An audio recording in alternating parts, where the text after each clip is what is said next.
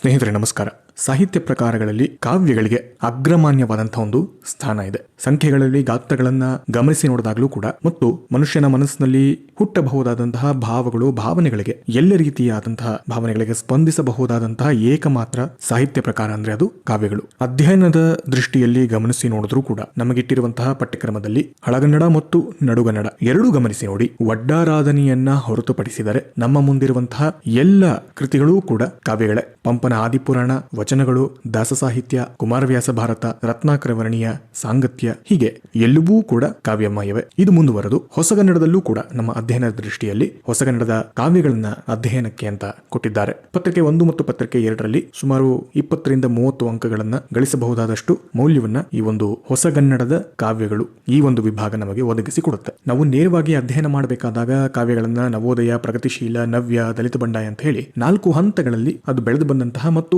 ವಿಭಿನ್ನವಾದಂತಹ ಧೋರಣೆಯನ್ನ ಓದುವ ಮುಖಾಂತರವಾಗಿ ಅದನ್ನ ವಿಂಗಡಿಸ್ತಾ ಹೋಗ್ತೀವಿ. ಆದ್ರೆ ಹೊಸಗನ್ನಡದ ಇದೇ ಕಾವ್ಯಗಳು ತನ್ನ ಆಕಾರದಲ್ಲಿ ಅಥವಾ ಒಂದು ಫಾರ್ಮ್ ನಲ್ಲಿ ವಿಭಿನ್ನ ರೂಪವನ್ನ ತಾಳೋದನ್ನ ಕೂಡ ನಾವು ಗಮನಿಸ್ತಾ ಹೋಗ್ತೀವಿ. ಇಂತಹ ಪ್ರಮುಖ ಕಾವ್ಯ ಪ್ರಕಾರಗಳನ್ನ ನಾವು ಈ ಒಂದು ಸಂಚಿಕೆಯಲ್ಲಿ ತಿಳಿದುಕೊಳ್ಳುವಂತಹ ಒಂದು ಪ್ರಯತ್ನವನ್ನ ಮಾಡೋಣ. ಹೊಸಗನ್ನಡ ಕಾವ್ಯ ಪ್ರಕಾರಗಳು ಒಟ್ಟು 2 ಮುಖ್ಯ ವಿಂಗಡಣೆಯನ್ನ ಮಾಡ್ಕೊಳ್ಬೇಕಾಗುತ್ತೆ. ಮೊದಲನೆಯದು ಕಥನ ಕಾವ್ಯ ಅನ್ನುವಂಥದ್ದು, ಎರಡನೆಯದು ಭಾವಗೀತೆ. ಈ ಕಥನ ಕಾವ್ಯ ಹೆಸರು ಸೂಚಿಸುವ ಹಾಗೆ ಅದು ಕಥೆಯನ್ನ ಮುಖ್ಯವಾಗಿರಿಸಿಕೊಂಡು ಬರೆಯಬಹುದಾದಂತಹ ಒಂದು ರೂಪ.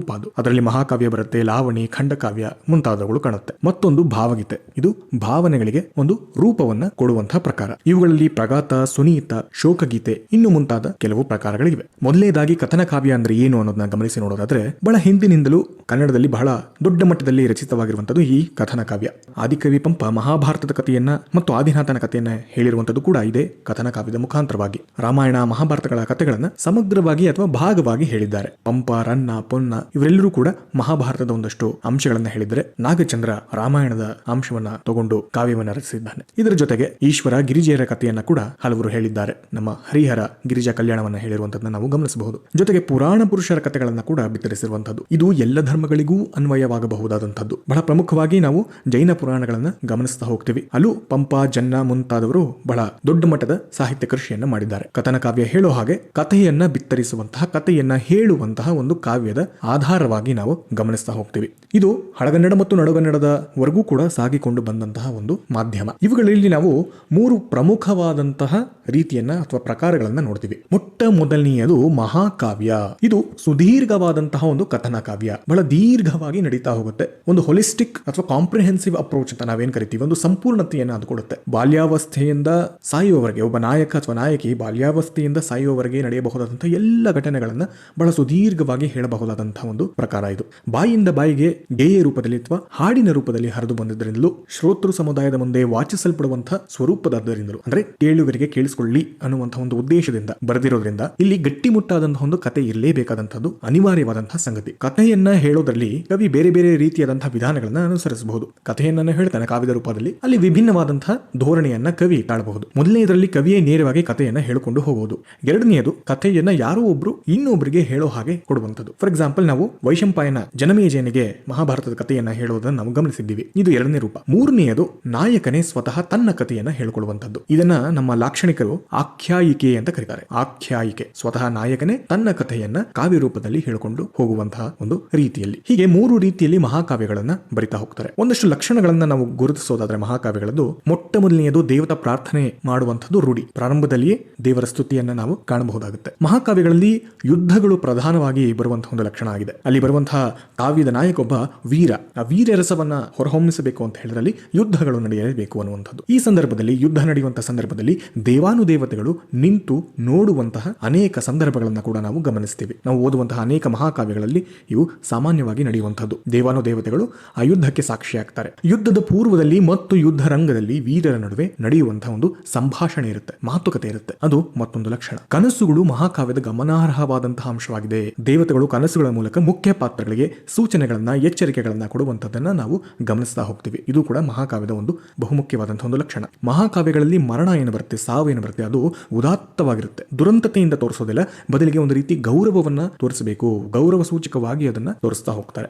ಅದ್ಭುತ ಹಾಗೂ ಐಂದ್ರಜಾಲಿಕ ಅಥವಾ ಸೂಪರ್ ನ್ಯಾಚುರಲ್ ಅಂತ ನಾವೇನ್ ಕರಿತೀವಿ, ಇಂತಹ ಸಾಮರ್ಥ್ಯಗಳನ್ನ ಮಹಾಕಾವ್ಯದ ನಾಯಕ ಉಳ್ಳವನಾಗಿರ್ತಾನೆ. ಬೆಟ್ಟಗಳನ್ನು ಎತ್ತೋದು, ಸಮುದ್ರವನ್ನ ಇಬ್ಬಾಗ ಮಾಡುವಂಥದ್ದು, ಇಂತಹ ಹಲವು ಶಕ್ತಿಗಳನ್ನ ಆತ ಹೊಂದಿರ್ತಾನೆ. ಇನ್ನು ಪ್ರಯಾಣ ಅಥವಾ ವೊಯೇಜ್ ಅಂತ ನಾವೇನ್ ಕರಿತೀವಿ, ಇದು ಬಹುಮುಖ್ಯ ಲಕ್ಷಣ. ಒಂದೇ ಲೊಕೇಶನ್ ಅಲ್ಲಿ ಅಥವಾ ಒಂದೇ ಸ್ಥಳದಲ್ಲಿ ನಡೆಯೋದಿಲ್ಲ, ಬೇರೆ ಬೇರೆ ಬೇರೆ ಬೇರೆ ಲೊಕೇಶನ್ಗಳಲ್ಲಿ ಬೇರೆ ಬೇರೆ ಸ್ಥಳಗಳಲ್ಲಿ ನಡೆಯುವುದರಿಂದ ಪ್ರಯಾಣ ಕೂಡ ಒಂದು ಬಹುಮುಖ್ಯ ಲಕ್ಷಣ. ಅದು ನೆಲದ ಮೇಲೋ ನೀರ ಮೇಲೋ ಆಕಾಶದಲ್ಲಿ ನಡೆಯುವಂತಹ ಪ್ರಯಾಣಗಳನ್ನ ವಿವರಿಸ್ತಾ ಹೋಗ್ತಾರೆ, ವರ್ಣನೆ ಮಾಡ್ತಾ ಹೋಗ್ತಾರೆ ಈ ಮಹಾಕಾವ್ಯಗಳಲ್ಲಿ. ಹೀಗೆ ಮಹಾಕಾವ್ಯಗಳು ಕಥನ ಕಾವ್ಯದ ಬಹುಮುಖ್ಯವಾದಂತಹ ಒಂದು ವಿಂಗಡಣೆ ಆಗಿದ್ದು, ಇದಕ್ಕೆ ದೊಡ್ಡ ಇತಿಹಾಸವೇ ಇದೆ ಮತ್ತು ಅವುಗಳ ಲಕ್ಷಣಗಳನ್ನ ಒಂದಷ್ಟು ನಾನಿಲ್ಲಿ ಗುರುತು ಮಾಡಿ ನಿಮಗೆ ತೋರಿಸಿದ್ದೇನೆ. ಎರಡನೆಯದು ಲಾವಣಿ. ಇದೊಂದು ಜನಪದೀಯ ಸಂಸ್ಕೃತಿಯಿಂದ ಬಂದಿರುವಂತಹದ್ದು, ಅತ್ಯಂತ ಹಳೆಯ ಹಾಗೂ ಜನಪ್ರಿಯ ಸಂಗೀತ ಮತ್ತು ನೃತ್ಯ ಪ್ರಕಾರಗಳಲ್ಲಿ ಒಂದಾಗಿದೆ. ಇದು ಕೇವಲ ಸಂಗೀತ ಅಷ್ಟೇ ಅಲ್ಲ, ಹಾಡುಗಬ್ಬ ಅಷ್ಟೇ ಅಲ್ಲ, ನೃತ್ಯಕ್ಕೆ ಕೂಡ ಒಗ್ಗಬಹುದಾದಂತಹ ಒಂದು ಪ್ರಕಾರ. ಮಹಾರಾಷ್ಟ್ರ, ದಕ್ಷಿಣ ಮಧ್ಯಪ್ರದೇಶ, ಕರ್ನಾಟಕ ಮತ್ತು ತಮಿಳುನಾಡಿನಲ್ಲಿ ಹೆಚ್ಚು ಜನಪ್ರಿಯವಾಗಿರುವಂತಹ ಒಂದು ಪ್ರಕಾರ ಇದು. ಜನಪದ ಕಾವ್ಯದ ಕಥಾತ್ಮಕ ಭಾಗವನ್ನ ಕುರಿತಾಗಿದೆ ಈ ಲಾವಣಿ. ನಾ ಹೇಳಿದ ಹಾಗೆ ಇದು ಜನಪದ ಹಿನ್ನೆಲೆಯಲ್ಲಿ ಬಂದಿರುವಂತದ್ದು. ಬಹಳ ಮುಖ್ಯವಾದಂತಹ ಒಂದು ಲಕ್ಷಣ ಅಂದ್ರೆ ಇದೊಂದು ಹಾಡುಗತೆ, ಅಂದ್ರೆ ಕತೆ ಹೇಳುವ ಗೀತೆ. ಇದು ಗೀತೆಯಲ್ಲಿಯೇ ಕತೆ ಹೇಳ್ತಾ ಹೋಗುವಂತಹ ಒಂದು ರೀತಿಯಲ್ಲಿ ನಡೆಯುವಂತಹದ್ದು. ಲಾವಣಿ ಕ್ರಿಯೆಯ ಮೇಲೆ ಹೆಚ್ಚು ಒತ್ತು ನೀಡುತ್ತೆ. ಅಲ್ಲಿ ಅನೇಕ ಪಾತ್ರಗಳು ಬರಬಹುದು, ಆದರೆ ನಡೆಯುವಂತಹ ಕ್ರಿಯೆಯೇ ಅಲ್ಲಿ ಪ್ರಧಾನ. ಲಾವಣಿಯಲ್ಲಿ ಸರಳತೆ ಸಹ ಒಂದು ಅಂಶವಾಗಿರುತ್ತೆ. ಬಹು ಮುಖ್ಯವಾದಂತದ್ದು ಸರಳತೆ. ಇದು ಏಕ ಘಟನೆಯ ಮೇಲೆ ನಿಂತಿದೆ ಅನ್ನುವಂಥದ್ದು ಮತ್ತೊಂದು ಲಕ್ಷಣ. ಮತ್ತು ಲಾವಣಿಯ ವಿಚಾರ ಏನಿದೆ, ಇದು ಜನಪದೀಯ ಹಿನ್ನೆಲೆಯಲ್ಲಿ ಬಂದಿರೋದ್ರಿಂದ ಬಹಳಷ್ಟು ಪ್ರಾಚೀನವಾಗಿ ಇರುವಂತಹದ್ದು ಮತ್ತು ಮೇಳ ರಚನೆಯಲ್ಲಿ ಸೇರಿರುವಂತಹ ಮತ್ತೊಂದು ಅಂಶವಾಗಿದೆ. ಹಿಂದೆ ಮೇಳ ಕೂಡ ಸೇರ್ಕೊಂಡು ಹಾಡಬಹುದಾಗಿದೆ. ನೀವು ಮಹಾರಾಷ್ಟ್ರದ ತಮಾಷಾ ಅನ್ನುವಂತಹ ಒಂದು ಜನಪದೀಯ ಪ್ರಕಾರವನ್ನು ನೀವು ಗಮನಿಸಿ ನೋಡೋದಾದ್ರೆ ಅಲ್ಲಿ ಲಾವಣಿಯೇ ಹೆಚ್ಚು ಪ್ರಧಾನವಾಗಿ ಬರುವಂತಹ ಒಂದು ಮಾಧ್ಯಮವಾಗಿದೆ. ಸೊ ಇದು ಕಥನ ಕಾವ್ಯದ ಎರಡನೇ ಭಾಗ ಅಂತ ನಾವು ಪರಿಗಣಿಸಬಹುದು. ಇನ್ನು ಮೂರನೆಯ ಮುಖ್ಯವಾದಂತಹ ಕಥನ ಕಾವ್ಯದ ಒಂದು ವಿಭಾಗ ಅಂದ್ರೆ ಅದು ಖಂಡಕಾವ್ಯ. ಇದು ಲಾವಣಿಗಿಂತ ಸ್ವಲ್ಪ ಮಟ್ಟಿಗೆ ದೊಡ್ಡದು, ಆದ್ರೆ ಮಹಾಕಾವ್ಯಕ್ಕಿಂತ ಸ್ವಲ್ಪ ಮಟ್ಟಿಗೆ ಚಿಕ್ಕದಾಗಿರುವಂತದ್ದು ಮತ್ತು ಹಾಡುಗತೆಯೇ. ಮೂರು ಕೂಡ ಹಾಡುಗತೆಯೇ, ಆದರೆ ಇಲ್ಲಿ ಗಾತ್ರದಲ್ಲಿ ಮಹಾಕಾವ್ಯದಷ್ಟು ದೊಡ್ಡದಲ್ಲದ ಮತ್ತು ಲಾವಣಿಗಿಂತ ಚಿಕ್ಕದಲ್ಲದಂತಹ ಒಂದು ಸಾಹಿತ್ಯ ಪ್ರಕಾರ ಇದು. ಖಂಡಕಾವ್ಯ ಮಹಾಕಾವ್ಯಕ್ಕೆ ಹೇಳಿರುವಂತಹ ಲಕ್ಷಣಗಳಲ್ಲಿ ಕೆಲವು ಮಾತ್ರ ಇರುವಂತಹ ಪದ್ಯಕಾವ್ಯಕ್ಕೆ ಇರುವಂತಹ ಹೆಸರು. ಎಲ್ಲ ಲಕ್ಷಣಗಳು ಇರಬೇಕು ಅಂತಿಲ್ಲ. ಮಹಾಕಾವ್ಯದ ಒಂದಷ್ಟು ಲಕ್ಷಣಗಳನ್ನ ಉಳ್ಳಂತದ್ದು ಈ ಖಂಡಕಾವ್ಯ. ಈಗ ಖಂಡಕಾವ್ಯಗಳು ಅಂತ ನಾವೇನು ಪರಿಗಣಿಸ್ತೀವಿ, ಅಂತಹ ಸಂಸ್ಕೃತ ಕಾವ್ಯಗಳನ್ನ ಪರಿಶೀಲಿಸಿ ನೋಡೋದಾದ್ರೆ ಅಲ್ಲಿ ಕವಿಗೆ ಉಂಟಾದಂತಹ ರಸಮಯ ಅನುಭವವನ್ನು ಅಥವಾ ಕವಿಯಲ್ಲಿ ತಾನಾಗಿ ಮೂಡಿ ಒಂದು ಭಾವನೆಯನ್ನು ಪ್ರಕಟಪಡಿಸುವಂತಹ ಲಿರಿಕಲ್ ಪೋಯಮ್ ಅಂತ ಇಂಗ್ಲಿಷ್ ನಲ್ಲಿ ಕರೆಯುವಂತಹ ಕಾವ್ಯ ರೂಪವೇ ಖಂಡಕಾವ್ಯ. It's almost the same process, ಆದರೆ ಗಾತ್ರದಲ್ಲಿ ಸ್ವಲ್ಪ ಮಹಾಕಾವ್ಯಕ್ಕಿಂತ ಕಡಿಮೆ ಅನ್ನುವಂಥದ್ದು. ಈ ಭಾವಗೀತಾತ್ಮಕ ಖಂಡಕಾವ್ಯಗಳಲ್ಲಿ ಭಕ್ತಿ ಪ್ರಧಾನ ಮತ್ತು ಶೃಂಗಾರ ಪ್ರಧಾನ ಅನ್ನುವಂತಹ ಎರಡು ಬಗೆಗಳಿವೆ. ಈಗ ನಮಗೆ ಉಪಲಬ್ಧವಾಗಿರುವಂತಹ ಒಂದಷ್ಟು ನಿದರ್ಶನಗಳನ್ನ ನೋಡೋದಾದ್ರೆ ಕಾಳಿದಾಸನ ಮೇಘದೂತ ಅತ್ಯಂತ ಪ್ರಾಚೀನವಾದಂಥದ್ದು ಮತ್ತು ಉತ್ತಮವಾದಂತಹ ಖಂಡಕಾವ್ಯ ಅಂತೆ. ಅಲ್ಲದೆ ಕಾಳಿದಾಸನ ಋತು ಸಂಹಾರ, ಬಿಲ್ಹಣನ ಚೋರ ಪಂಚಾಶಿಕೆ, ಭರ್ತೃಹರಿಯ ಶೃಂಗಾರ ಶತಕ, ಅಮರುಕವಿಯ ಅಮರ ಶತಕ, ವೇದಾಂತ ದೇಶಿಕರ ಹಂಸ ಸಂದೇಶ, ಜಯದೇವರ ಗೀತ ಗೋವಿಂದ ಇವೆಲ್ಲವೂ ಕೂಡ ಖಂಡಕಾವ್ಯಗಳಿಗೆ ಉಲ್ಲೇಖ. ಕನ್ನಡದಲ್ಲಿ ಬೇಂದ್ರೆಯವರು ಸಹ ಖಂಡಕಾವ್ಯದ ಪ್ರಯೋಗವನ್ನು ಮಾಡಿರುವಂತದ್ದು ಸಖಿ ಗೀತದಲ್ಲಿ ನಾವು ಕಾಣಬಹುದು. ಮತ್ತು ಬಹಳ ಪ್ರಖ್ಯಾತಿಯನ್ನ ಹೊಂದಂತಹ ಖಂಡಕಾವ್ಯಗಳು ಅಂತ ಹೇಳಿದ್ರೆ ಗೊಲ್ಗತಾ ಅಥವಾ ಯೇಸುವಿನ ಕಡೆಯ ದಿನಗಳು ಅನ್ನುವಂಥದ್ದು ಏನು ಗೋವಿಂದ ಪೈ ಅವರು ಬರೆದಿದ್ದಾರೆ ಅದು, ಮತ್ತು ವೈಶಾಖಿ ಅನ್ನುವಂತಹ ಇನ್ನೊಂದು ಖಂಡಕಾವ್ಯಗಳನ್ನ ಕೂಡ ಅವರೇ ರಚಿಸಿರುವಂತದ್ದು. ಒಟ್ಟಾರೆ ಈ ಕಥನ ಕಾವ್ಯದಲ್ಲಿ ಬರುವಂತಹ ಮಹಾಕಾವ್ಯ, ಲಾವಣಿ, ಖಂಡಕಾವ್ಯ ಇವೆಲ್ಲವೂ ಕೂಡ ಒಂದು ಕಥೆಗೆ, ನಾಯಕನಿಗೆ, ಸನ್ನಿವೇಶಗಳಿಗೆ ಹೆಚ್ಚು ಸ್ಥಾನಮಾನವನ್ನು ಒದಗಿಸಿರುವಂತದ್ದು ಅಂತ ನಾವು ಗಮನಿಸಬಹುದು. ಅದಕ್ಕೆ ಸಾಕಷ್ಟು ಉದಾಹರಣೆಗಳನ್ನ ಕೂಡ ನಾವು ಕಂಡುಕೊಳ್ಳಬಹುದು. ಆದ್ರೆ ಮುಂದೆ ಬರ್ತಾ ಇದು ಭಾವ ಜಗತ್ತಿಗೆ ಹೊರಳ್ತಾ ಹೋಗುತ್ತೆ. ಆಧುನಿಕತೆ ಹೆಚ್ಚಾಗ್ತಾ ಆಗ್ತಾ ಅದು ಭಾವ ಜಗತ್ತಿಗೆ ಹೊರಳ್ಕೊಳ್ತಾ ಹೋಗುತ್ತೆ. ಭಾವಗೀತೆ ಎನ್ನುವಂತಹ ಒಂದು ಮಾತು ಭಾರತೀಯರಿಗೆ ಹೊಸದು, ಪ್ರತ್ಯೇಕವಾಗಿ ಭಾವಗೀತೆ ಎನ್ನುವಂಥದ್ದು. ಆದರೆ ಭಾವಗೀತಾತ್ಮಕವಾದಂತಹ ಭಾಗಗಳು ಭಾರತೀಯ ಸಾಹಿತ್ಯದಲ್ಲಿ ಇರಲಿಲ್ಲ ಅಂತ ಅರ್ಥ ಅಲ್ಲ. ಪ್ರತ್ಯೇಕವಾಗಿ ಭಾವಗೀತೆ ಅಂತ ನೋಡೋದಾದ್ರೆ ಹೊಸದು ಹೌದು, ಆದ್ರೆ ಭಾವಗೀತಾತ್ಮಕತೆ ಏನಾದರೂ ಇರ್ಲಿಲ್ವೇ, ಭಾವನೆಗಳಿಗೆ ಆಸ್ಪದ ಇರ್ಲಿಲ್ವೇ ಕನ್ನಡ ಸಾಹಿತ್ಯದಲ್ಲಿ, ಭಾರತೀಯ ಸಾಹಿತ್ಯದಲ್ಲಿ ಅಂತ ಹೇಳೋದಾದ್ರೆ ಇಲ್ಲ, ಖಂಡಿತ ಇತ್ತು. ಆದ್ರೆ ಪ್ರತ್ಯೇಕವಾಗಿ ಅದನ್ನು ನಾವು ಗುರುತಿಸಿರಲಿಲ್ಲ. ವೇದಗಳಲ್ಲಿ, ಉಪನಿಷತ್ತುಗಳಲ್ಲಿ, ಸ್ತೋತ್ರಗಳಲ್ಲಿ ಭಾವಗೀತೆಯ ಲಕ್ಷಣಗಳನ್ನು ನಾವು ಕಾಣಬಹುದು. ವಸ್ತುನಿಷ್ಠ ಕಾವ್ಯಗಳಲ್ಲೂ ಕೂಡ ಭಾವಗೀತಾತ್ಮಕವಾದಂತಹ ಎಷ್ಟು ಭಾಗಗಳಿವೆ. ಮುಕ್ತಕ ಅನ್ನುವಂತಹ ಹೆಸರಿನಿಂದ ದೊರೆತಿರುವಂತಹ ಸಾಹಿತ್ಯ ಪ್ರಕಾರ ಬಹುಮಟ್ಟಿಗೆ ಭಾವಗೀತೆಯನ್ನ ಹೋಲುತ್ತೆ. ಕನ್ನಡದ ಜನಪದ ಗೀತೆಗಳೇನಿವೆ ಇವು ಕೂಡ ಸಹಜವಾಗಿ ಭಾವಗೀತೆಗಳೇ. ಇನ್ನು ಬಸವಣ್ಣನವರು ಹಾಡಿದಂತಹ ವಚನಗಳಾಗಿರಬಹುದು, ದಾಸರ ಕೀರ್ತನೆಗಳಾಗಿರಬಹುದು, ಉಗಾಬೋಹಗಳಾಗಿರಬಹುದು, ಇವೆಲ್ಲವೂ ಕೂಡ ವ್ಯಕ್ತಿನಿಷ್ಠತೆ ಮತ್ತು ಅಭಿವ್ಯಕ್ತಿಯ ರೀತಿಯಲ್ಲಿ ಭಾವಗೀತೆಯ ಲಕ್ಷಣಕ್ಕೆ ಬಹಳ ಹತ್ತಿರಕ್ಕೆ ಬರುವಂಥದ್ದು. ಕಾವ್ಯದಲ್ಲಿ ವ್ಯಕ್ತಿಯ ಭಾವನೆಗಳಿಗೆ ನೇರವಾದ ಅಭಿವ್ಯಕ್ತಿ ದೊರೆತದ್ದು ವಚನ ಸಾಹಿತ್ಯದಲ್ಲಿ ಮತ್ತು ದಾಸ ಸಾಹಿತ್ಯದಲ್ಲಿ. ಆದ್ರೆ ಇಲ್ಲೂ ಕೂಡ ಎಲ್ಲ ಭಾವನೆಗಳಿಗೂ ಕೂಡ ಅಕ್ಷರ ರೂಪ ದೊರೆಯಲಿಲ್ಲ. ಬಹಳ ಕೆಲವೊಂದಿಷ್ಟು ಭಾವನೆಗಳಿಗೆ ಮಾತ್ರ ಅಲ್ಲಿ ಅಕ್ಷರ ರೂಪ ದೊರೆತಂತದ್ದು. ಭಕ್ತಿ, ದೈನ್ಯ, ಅಲೌಕಿಕ ಪ್ರೇಮ, ಸಾಮಾಜಿಕ ಹಾಗೂ ಸ್ವವಿಮರ್ಶೆಯ ಒಳಹುಗಳನ್ನ ಇಟ್ಕೊಂಡು ಅಂತಹ ಭಾವನೆಗಳಿಗೆ ಮಾತ್ರ ಅಕ್ಷರ ರೂಪವನ್ನ ಕೊಡಲಾಯಿತು. ಇದು ಬಹಳ ಸ್ಪಷ್ಟವಾಗಿ ಹೊರಹೊಮ್ಮಿದಂಥದ್ದು. ಆಧುನಿಕ ಸಂದರ್ಭದಲ್ಲಿ ಅದು ಪಾಶ್ಚಾತ್ಯರ ಒಂದು ಪ್ರಭಾವದಿಂದ, ಅದರಲ್ಲೂ ಪ್ರಮುಖವಾಗಿ ಇಂಗ್ಲಿಷ್ ಗೀತ ಸಂಚಿತಗಳು ಅಂತ ನಾವೇನ್ ಕರ್ಕೊಳ್ತೀವಿ, BM ಶ್ರೀ ಅವರು ಇಂಗ್ಲಿಷ್ನ ಹಲವು ಕಾವ್ಯಗಳನ್ನ ಕನ್ನಡಕ್ಕೆ ತರ್ತಾರೆ. ಆ ಮುಖಾಂತರವಾಗಿ ನಮಗೆ ಭಾವಗೀತೆ ಎನ್ನುವಂತಹ ಪ್ರತ್ಯೇಕವಾದಂತಹ ಒಂದು ಪ್ರಕಾರವನ್ನ ಗುರುತಿಸೋದಕ್ಕೆ ಮತ್ತು ಸಾಹಿತಿಗಳು ಬರೆಯೋದಕ್ಕೆ, ಕವಿಗಳು ಬರೆಯೋದಕ್ಕೆ ಪ್ರಾರಂಭ ಮಾಡಿದಂತಹ ದಿನಗಳು. ಇದು ವೈಯಕ್ತಿಕ ಭಾವನೆಗಳನ್ನ ಅಭಿವ್ಯಕ್ತಿಸುವಂತಹ ಒಂದು ಕಿರುಕವನ. ಇಂಗ್ಲಿಷ್ನ ಲಿರಿಕ್ ಅನ್ನೋದಕ್ಕೆ ಸಂವಾದಿ ಪದ ಇದು. ನವೋದಯ ಕಾವ್ಯ ಪಾಶ್ಚಾತ್ಯ ರೊಮ್ಯಾಂಟಿಕ್ ಕವಿಗಳ ಲಿರಿಕ್ ಕಾವ್ಯದ ಪ್ರೇರಣೆ ಪ್ರಚೋದನೆಗಳ ಪರಿಣಾಮದಿಂದ ವಸ್ತು, ರೀತಿ ಮತ್ತು ದೃಷ್ಟಿಯಲ್ಲಿ ಹಿಂದಿನ ಕನ್ನಡ ಕಾವ್ಯ ಪ್ರಕಾರಗಳಿಂದ ಬೇರೆ ಎಂದೇ ತೋರುವ ಈ ನವೋದಯ ಕಾವ್ಯ ಪ್ರಕಾರವನ್ನು ಹೆಸರಿಸಲು ಲಿರಿಕ್ ಎಂಬ ಪದದ ಅನುವಾದದಂತಿದೆ ಭಾವಗೀತೆ. ಸೊ ಇಲ್ಲಿ ಸ್ಪಷ್ಟವಾಗಿ ಹೇಳುವ ಹಾಗೆ ಪಾಶ್ಚಾತ್ಯರಿಂದ ಬಂದಂತಹ ಆ ಲಿರಿಕ್ ಅನ್ನುವಂತಹ ಪ್ರಕಾರವನ್ನ ಭಾವಗೀತೆ ಅಂತ ನಾವು ಕರೀಲಿಕ್ಕೆ ಪ್ರಾರಂಭ ಮಾಡ್ತೀವಿ. ಮತ್ತು ನವೋದಯಕ್ಕೆ ದೊಡ್ಡ ಮಟ್ಟದ ಅಡಿಪಾಯವನ್ನ ಒದಗಿಸಿಕೊಟ್ಟದ್ದು ಈ ಭಾವಗೀತೆ. ಭಾವಗೀತೆಯನ್ನ ನಾವು ಡಿಫೈನ್ ಮಾಡಬೇಕು ಅಂತ ಹೇಳಿದ್ರೆ, ಕವಿಯ ವ್ಯಕ್ತಿನಿಷ್ಠ ಅನುಭವದ ತೀವ್ರ ಸಂವೇದನಾ ರೂಪವಾದ ಕೆಲವು ರಸಕ್ಷಣಗಳ ಗೇಯ ರೂಪದ ಅತ್ಯಂತ ಸಂಗ್ರಹವೂ ಸಶಕ್ತವೂ ಆದ ಒಂದು ಅಭಿವ್ಯಕ್ತಿ ವಿಶೇಷವೇ ಭಾವಗೀತೆ. ಇದು ವ್ಯಕ್ತಿನಿಷ್ಠ, ಇಂಡಿವಿಜುವಲ್ ಪರ್ಸ್ಪೆಕ್ಟಿವ್. ಇದು ಸಮಷ್ಟಿ ದೃಷ್ಟಿಯಲ್ಲಿ ಅಥವಾ ವಸ್ತುನಿಷ್ಠ ಅಂಶ ಅಲ್ಲ, ಇದು ವ್ಯಕ್ತಿಗತವಾಗಿ ಬಂದಿರುವಂತದ್ದು ಮತ್ತು ಅನುಭವ ತೀವ್ರದಿಂದ ಸಂವೇದನ ರೂಪವಾಗಿ ಕೆಲವು ರಸಕ್ಷಣಗಳ ಗೇಯ ರೂಪ. ಎಲ್ಲ ಭಾವ ತೀವ್ರತೆಗಳಿಗೆ ಅದು ಸ್ಪಂದಿಸದೆ ಹೋಗಬಹುದು, ಕೆಲವು ರಸಕ್ಷಣಗಳಿಗೆ ಮಾತ್ರ ಅದು ಸ್ಪಂದಿಸಬಹುದು. ಅದಕ್ಕೆ ಹಾಡಿನ ರೂಪದಲ್ಲಿ ಅತ್ಯಂತ ಸಂಗ್ರಹವೂ ಸಶಕ್ತವೂ ಆದಂತಹ ಒಂದು ಅಭಿವ್ಯಕ್ತಿ ವಿಶೇಷ.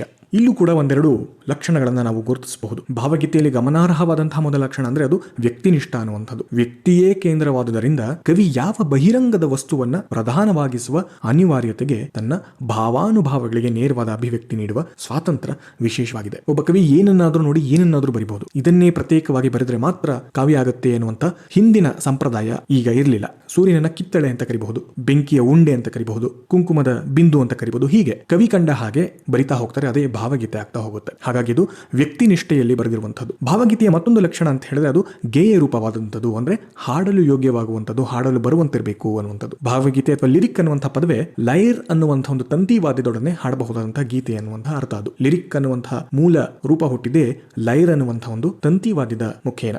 ಲಿರಿಕ್ ಅನ್ನುವಂಥದ್ದು ಗ್ರೀಕ್ ದೇಶದಲ್ಲಿ ಹುಟ್ಟುಕೊಂಡಿರುವಂತಹ ಒಂದು ಸಾಹಿತ್ಯ ಪರಂಪರೆ. ಅದು ಅದರ ಮೂಲ ಗುಣವೇ ಹಾಡಬಹುದಾದಂಥದ್ದು. ಮತ್ತೊಂದು ಬಹುಮುಖ್ಯವಾದಂತಹ ಭಾವಗೀತೆಯ ಗುಣ ಅಂತ ಹೇಳಿದ್ರೆ ಇದರ ಗಾತ್ರ ಬಹಳ ಕಿರಿದು, ಬಹಳ ಚಿಕ್ಕದು, ಆದ್ರೆ ಬಹಳ ಅಚ್ಚುಕಟ್ಟಾಗಿರುತ್ತೆ. ನಯ ಮತ್ತು ನುಣುಪು ಇರುವಂತಹ ಒಂದು ಲಕ್ಷಣ ಇಲ್ಲಿ ನಾವು ಗಮನಿಸಬಹುದು. ಸೊ ಹೇಗೆ ಇದುವರೆಗೆ ಇದ್ದಂತಹ ಕಥನ ಕಾವ್ಯಗಳು ವಚನ ಮತ್ತು ದಾಸ ಸಾಹಿತ್ಯದ ಸಂದರ್ಭದಲ್ಲಿ ಸ್ವಲ್ಪ ವಿಭಿನ್ನವಾಗಿ ಕಾಣಿತು ಮತ್ತು ಪಾಶ್ಚಾತ್ಯರ ಒಂದು ಪ್ರಭಾವಕ್ಕೊಳಗಾಗಿ ಮತ್ತಷ್ಟು ವಿಭಿನ್ನವಾಗಿ ಕಾಣುವಂತಹ ಒಂದು ಪ್ರಕಾರವನ್ನ ನಾವಿಲ್ಲಿ ಕಾಣ್ತಾ ಹೋಗಬಹುದಾಗುತ್ತೆ. ಈ ಭಾವಗೀತೆಯಲ್ಲಿ ಅನೇಕ ರೀತಿಯಾದಂತಹ ಒಳಪ್ರಕಾರಗಳಿವೆ. ಅವುಗಳಲ್ಲಿ ನಾವು 3 ಪ್ರಮುಖವಾದನ್ನ ಗುರುತಿಸಬಹುದು.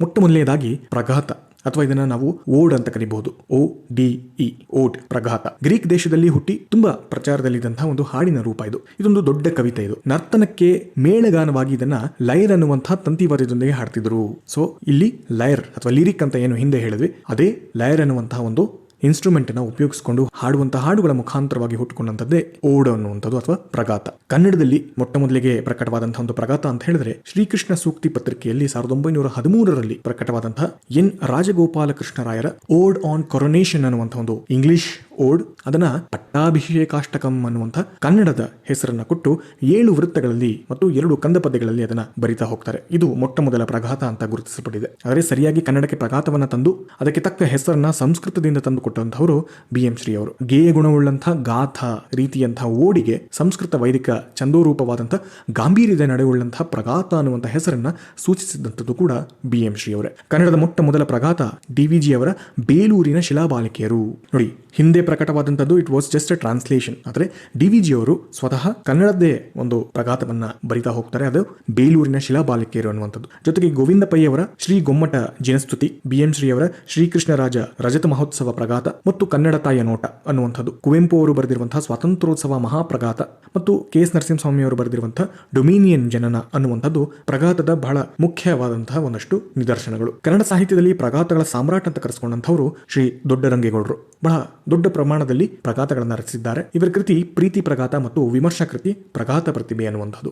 ಸೊ ಪ್ರಘಾತಗಳ ಸಾಮ್ರಾಟ್ ಅಂತ ಶ್ರೀ ದೊಡ್ಡರಂಗೇಗೌಡರು ಕರೆಸ್ಕೊಳ್ತಾರೆ. ಹೊರಗೆ ವಿಚಾರವಾಹಿನಿ, ಒಳಗೆ ಭಾವ ಪ್ರವಾಹ. ಇದು ಬಹಳ ಮುಖ್ಯ ಲಕ್ಷಣ. ಹೊರಗೆ ವಿಚಾರ ಇರುತ್ತೆ, ಒಳಗೆ ಭಾವದ ಲಹರಿ ಇರ್ತವೆ. ಅತ್ಯಂತ ವಿಚಾರಯುತವೂ ಪ್ರಜ್ಞಾಪೂರ್ವಕವಾದಂತಹ ಕಲೆಗಾರಿಕೆಯು ಉಳ್ಳಂತಹ ಭಾವಗೀತೆಯ ರೂಪವಾದಂತಹ ಪ್ರಗಾತ ಎಲ್ಲ ಭಾಷೆಗಳಲ್ಲೂ ಎಲ್ಲ ಕವಿಗಳಿಗೂ ಎಲ್ಲ ಜನರಿಗೂ ಅತ್ಯಂತ ಪ್ರಿಯವಾದಂತಹ ಒಂದು ಕಾವ್ಯ ರೂಪವಾಗಿ ಬಂದಿದೆ. ಭಾವಗೀತೆಯ ಮತ್ತೊಂದು ಉಪವಿಭಾಗ ಅಂತ ನಾವು ನೋಡೋದಾದ್ರೆ ಅದು ಸಾನೆಟ್. ಕನ್ನಡಿಗರು ಅದನ್ನ ಅಷ್ಟಷಟ್ಪದಿ ಅಥವಾ ಸುನೀತ ಅಂತ ಕೂಡ ಕರಿತೀವಿ. ಸಾನೆಟ್ ಅನ್ನುವಂಥದ್ದು ಇಟಲಿಯಿಂದ ಇಂಗ್ಲಿಷ್ಗೆ ಬಂದು ಅದರಿಂದ ರೂಪಾಂತರವಾಗಿ ಬಂದಿರುವಂತದ್ದು ಸಾನೆಟ್. ಇಂಗ್ಲಿಷ್ ಸಾಹಿತ್ಯದಲ್ಲಿ ಮೊದಲಿಗೆ ಈ ಪ್ರಕಾರವನ್ನು ಬರೆದಂತದ್ದು ಥಾಮಸ್ ವೈಟ್ ಅನ್ನುವಂಥವ್ರು ಮತ್ತು ಹೆನ್ರಿ ಹೆವಾರ್ಡ್ ಅನ್ನುವಂಥವ್ರು. ಆದರೆ ಈ ಪ್ರಕಾರವನ್ನು ಬಹಳ ಜನಪ್ರಿಯಗೊಳಿಸಿದಂಥದ್ದು ಶೇಕ್ಸ್ಪಿಯರ್. ಸುಮಾರು 154 ಸಾನೆಟ್ ಅಥವಾ ಸುನೀತಗಳನ್ನ ಶೇಕ್ಸ್ಪಿಯರ್ ರಚಿಸಿದ್ದಾನೆ. ಇದು 14 ಪಂಕ್ತಿಯ ಕವನ, ಅಷ್ಟ ಷಟ್ಪದಿ, 8 ಮತ್ತು 6 ಅಂದ್ರೆ 14 ಪಂಕ್ತಿಯ ಕವನ. ಪ್ರತಿ ಪಂಕ್ತಿಯಲ್ಲಿ 10 ಅಕ್ಷರಗಳು ಅಥವಾ ಸಿಲೆಬಸ್ ಇರ್ತವೆ. ಈ ಕವನ ರೂಪದ ಮೊದಲ 8 ಪಂಕ್ತಿ ಒಂದು ಭಾಗವಾದ್ರೆ ಉಳಿದ 6 ಪಂಕ್ತಿಗಳು ಮತ್ತೊಂದು ಭಾಗ ಇರುತ್ತೆ. ಸೊ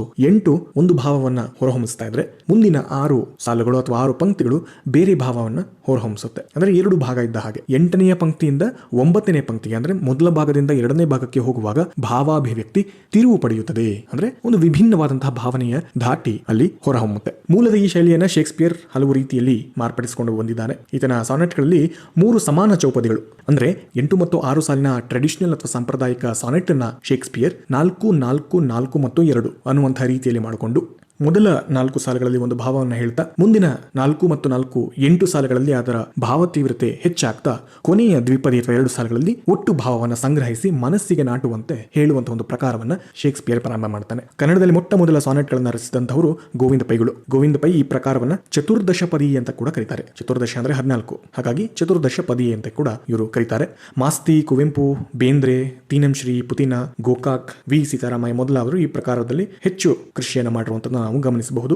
ಮಾಸ್ತಿಯವರ ಮಲಾರ, ಕುವೆಂಪು ಅವರ ಕೃತಿಕೆ ಈ ಪ್ರಕಾರದ ಬಹಳ ಪ್ರಸಿದ್ಧ ಸಂಕಲನಗಳು. ಇನ್ನು ಭಾವಗೀತೆಯ ಕೊನೆಯ ಒಂದು ಉಪವಿಭಾಗ ಅಂತ ಹೇಳಿದ್ರೆ ನಾವು ಎಲಿಜಿ ಅಥವಾ ಶೋಕಗೀತೆ ಅಂತ ಹೇಳಬಹುದು. ಈ ಎಲಿಜಿ ಅನ್ನುವಂತಹ ಪದವನ್ನ ಹಿಂದೆ ನಾನು ಕುಮಾರವ್ಯಾಸ ಭಾರತ ಸಂದರ್ಭದಲ್ಲೂ ಕೂಡ ಹೇಳಿದ್ದೆ. ಅದೊಂದು ಸಾವಿನ ಸಂದರ್ಭದಲ್ಲಿ, ಒಂದು ದುರಂತದ ಸಂದರ್ಭದಲ್ಲಿ ಕವಿ ಒಂದು ಪಾತ್ರದ ಮುಖಾಂತರವಾಗಿ ಅಥವಾ ಬೇರೆ ಪಾತ್ರದ ಮುಖಾಂತರವಾಗಿ ಗೌರವವನ್ನ ಸೂಚಿಸುವಂತಹ ಒಂದು ಪ್ರಕಾರವಾಗಿ ಬರುವಂತದ್ದು. ಅದೇ ಪ್ರತ್ಯೇಕವಾಗಿ ಭಾವಗೀತೆಯಲ್ಲಿ ಒಂದು ಪ್ರಕಾರವಾಗಿ ಬೆಳೆದು ಬಂದಿರುವಂತದ್ದು ಎಲಿಜಿ ಅಥವಾ ಶೋಕಗೀತೆ. ಪ್ರಾಚೀನ ಗ್ರೀಕ್ ಸಾಹಿತ್ಯದಲ್ಲಿ ಕಾವ್ಯದ ಒಂದು ಛಂದೋ ರೂಪಕ್ಕೆ ಈ ಒಂದು ಹೆಸರನ್ನು ಸೂಚಿಸಲಾಗಿರುವಂತದ್ದು. 16ನೇ ಶತಮಾನದಲ್ಲಿ ಈ ಒಂದು ಪದ ಹುಟ್ಟಿರಬಹುದು ಅಂತ ಹೇಳಿ ಎಟಿಮಾಲಜಿ ಹೇಳುತ್ತೆ. ಅದಾದ ನಂತರ ಹಲವು ಭಾಷೆಗಳೇ ಅದೇ ರೀತಿಯಲ್ಲಿ ಶೋಕಗೀತೆ ಅಂತ ಹೇಳಿ ಕರಿತೇವೆ ಅಥವಾ ಎಲಿಜಿ ಅಂತ ಕರೆಯುವಂತದ್ದು ವಾಡಿಕೆಯಾಗಿದೆ. ಕನ್ನಡದಲ್ಲಿ ಶೋಕಗೀತೆಗಳು ಬಹಳ ಕಡಿಮೆ ಅಂತ ಗುರುತಿಸಲಾಗಿದೆ. ಮೊಟ್ಟ ಮೊದಲ ಶೋಕಗೀತೆ ಕನ್ನಡದಲ್ಲಿ ಅಂತ ಹೇಳಿದ್ರೆ ಸಾಲಿ ರಾಮಚಂದ್ರ ರಾಯರ ತಿಲಾಂಜಲಿ 1932ರಲ್ಲಿ ಬಂದಂಥದ್ದು. ಇದಾದ ನಂತರ ಬೇಂದ್ರೆಯವರ ಹಾಡು ಪಾಡು, ಅನಂತನಾರಾಯಣ ಅವರ ಬಾಡದ ಹೂವು, ಪುತಿನ ಅವರ ತೀನಂಶ್ರೀ ಅವರನ್ನ ನೆನೆದು ಮತ್ತು ಆಪ್ತ ಗೆಳೆಯನಿಗೆ ಕಂಬನಿ ಎನ್ನುವಂಥದ್ದು, ಗಂಗಾಧರ ಚಿತ್ತಾಲರ ದುಃಖ ಗೀತೆ ಇವೆಲ್ಲವೂ ಕೂಡ ಶೋಕಗೀತೆಗಳಲ್ಲಿ ಗುರುತಿಸಲ್ಪಡುವಂತಹ ಪ್ರಸಿದ್ಧವಾದಂತಹ ನಿದರ್ಶನಗಳು ಅಥವಾ ಉದಾಹರಣೆಗಳು. ಹೀಗೆ ಬಹಳ ಪ್ರಮುಖವಾದಂತಹ 8 ಹೊಸಗನ್ನಡದ ಕಾವ್ಯ ಪ್ರಕಾರಗಳನ್ನ ಪಟ್ಟಿ ಮಾಡ್ತಾ ಹೋಗಿದ್ದೇನೆ. ಪರೀಕ್ಷೆಯ ದೃಷ್ಟಿಯಲ್ಲಿ ನೇರವಾಗಿ ಪ್ರಶ್ನೆ ಬರಬಹುದಾದಂತಹ ಚಾನ್ಸಸ್ ಬಹಳ ಕಡಿಮೆ ಇದೆ. ಹೊಸಗನ್ನಡದ ಕಾವ್ಯದ ಪ್ರಕಾರಗಳನ್ನ ಗುರುತಿಸಿ ಮತ್ತು ಅವುಗಳ ಬಗ್ಗೆ ಬರೀರಿ ಅಂತ ಹೇಳುವಂಥದ್ದು ಬಹಳ ಕಡಿಮೆ ಇದೆ. ಆದರೆ ಸಾಹಿತ್ಯದ ಹಿನ್ನೆಲೆಯಲ್ಲಿ ಓದ್ತಾ ಇರೋದ್ರಿಂದ ಇವುಗಳ ಬಗ್ಗೆ ತಿಳ್ಕೊಂಡು ಇವುಗಳ ಉದಾಹರಣೆಗಳನ್ನ ಅಲ್ಲಲ್ಲಿ ಸೂಚಿಸ್ತಾ ಹೋಗ್ಬೇಕಾಗುತ್ತೆ. ಈ ಎಲಿಜಿ ಶೋಕಗೀತೆ ಅಂತ ನಾನು ಏನು ಕುಮಾರವ್ಯಾಸ ಭಾರತ ಸಂದರ್ಭದಲ್ಲಿ ಹೇಳಿದ್ದೆ, ಮಹಾಕಾವ್ಯದ ಲಕ್ಷಣಗಳನ್ನ ಗುರುತಿಸಬೇಕಾದಂತಹ ಸಂದರ್ಭದಲ್ಲಿ ಪಂಪಭಾರತ ಆಗಿರಬಹುದು, ರಾಮಾಯಣದ ಸಂದರ್ಭದಲ್ಲಾಗಿರಬಹುದು, ಇವುಗಳಲ್ಲಿ ಮಹಾಕಾವ್ಯದ ಒಂದಷ್ಟು ಗುಣಗಳನ್ನ ತೋರಿಸುವಂಥದ್ದು. ನವೋದಯದ ಸಂದರ್ಭದಲ್ಲಿ ಭಾವಗೀತೆಯಲ್ಲಿ ಬರುವಂತಹ ಲಕ್ಷಣಗಳು ಮತ್ತು ಅದು ಹೇಗೆ ಹುಟ್ಟಿ ಬಂದುವು ಅನ್ನುವಂಥದ್ದನ್ನ ತೋರಿಸುವಂಥದ್ದು. ಇಂತಹ ವಿಭಿನ್ನವಾದಂತಹ ಸಾಧ್ಯತೆಗಳು ನೀವು ಪ್ರತ್ಯೇಕವಾಗಿ ಕಾವ್ಯದ ಪ್ರಕಾರಗಳನ್ನು ಗುರುತಿಸಿದಾಗ ಮಾತ್ರ ಸಾಧ್ಯ ಆಗುವಂಥದ್ದು. ಆ ಒಂದು ಕಾರಣಕ್ಕೋಸ್ಕರ ನಾನು ಇವುಗಳನ್ನು ಪಟ್ಟಿ ಮಾಡಿದ್ದೇನೆ. ಇದಲ್ಲದೆ ಬೇರೆ ರೀತಿಯಾದಂತಹ ಪಟ್ಟಿಯನ್ನು ಕೂಡ ನಾವು ಮಾಡಬಹುದು. ಅದು ಗಾತ್ರದಲ್ಲಾಗಿರಬಹುದು, ವಿಭಿನ್ನವಾದಂತಹ ಛಂದೋ ರೂಪದಲ್ಲಾಗಿರಬಹುದು, ಬೇರೆ ಬೇರೆ ರೀತಿಯಲ್ಲೂ ಕೂಡ ಮಾಡ್ತೇವೆ. ಆದರೆ ಅಧ್ಯಯನದ ದೃಷ್ಟಿಯಲ್ಲಿ ಕಥನ ಕಾವ್ಯ ಮತ್ತು ಭಾವಗೀತೆ ಅಂತ ಹೇಳಿ 2 ವಿಂಗಡಣೆಯನ್ನು ಮಾಡಿಕೊಂಡು ಹಳಗನ್ನಡ ನಡುಗನ್ನಡದಲ್ಲಿ ಬಂದಿರುವಂತಹ ಪ್ರಮುಖ ವಿಭಾಗವನ್ನ ಕಥನ ಕಾವ್ಯದಲ್ಲಿಯೂ ಹೊಸಗನ್ನಡದಲ್ಲಿ ಬಂದಿರುವಂತಹ, ಅದರಲ್ಲೂ ವಿಶೇಷವಾಗಿ 1900ರ ನಂತರ ಬಂದಿರುವಂತಹ ಹಲವು ವಿಭಾಗಗಳನ್ನ ಭಾವಗೀತೆಯ ಕೆಳಗಡೆ ಹಾಕೊಂಡು ನಾವು ಅಧ್ಯಯನವನ್ನು ಮಾಡಬಹುದು. ಸೊ ಒಟ್ಟು ಈ 8 ಪ್ರಕಾರಗಳನ್ನ ನೀವು ಗುರುತಿಸಿಕೊಂಡು ಅವುಗಳಿಗೆ ಸಣ್ಣ ಸಣ್ಣ ಟಿಪ್ಪಣಿಗಳನ್ನ ಮಾಡಿಕೊಂಡು ಬೇರೆ ಉತ್ತರಗಳಲ್ಲಿ ನೀವು ಪ್ರಯೋಗವನ್ನು ಮಾಡಿದ್ರೆ ಒಂದಷ್ಟು ವ್ಯಾಲ್ಯೂಡೇಷನ್ ಆಗಿ ಅದು ವರ್ಕೌಟ್ ಆಗುತ್ತೆ. ಜೊತೆಗೆ ಪ್ರತ್ಯೇಕವಾಗಿ ಏನಾದರೂ ಪ್ರಶ್ನೆಯನ್ನ ಕೇಳಿದ್ರು ಕೂಡ ಇವಿಷ್ಟನ್ನೇ ಬರೆದ್ರು ಕೂಡ ನಮಗೆ ಒಳ್ಳೆಯ ಅಂಕಗಳು ಸಿಗ್ತವೆ. ನಮಸ್ಕಾರ.